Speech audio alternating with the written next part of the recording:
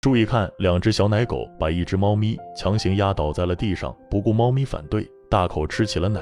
看着猫妈妈一脸无奈的样子，实在是太让人心疼了。眼前这位大姐告诉众人，这两只小狗刚买回来时是断了奶的，但看着小猫咪们吃猫妈妈奶时，便也想吃上一口。两个小家伙仗着自己的体型比猫妈妈还壮，便追着猫妈妈一路要奶吃，而且还吃上瘾了。猫妈妈也快被他们给榨干了，直接都瘦了一圈。其实对于猫妈妈来说，要想不给它们喂奶，直接可以爬到高处，让两个小家伙够不着，但她却没有那么做，而是把这两个小家伙当成了自己的孩子，只是苦了她自己。大姐原本以为两个小家伙只是一时兴起，吃上一次就会不吃了，她没想到这两个小家伙还赖上猫妈妈了。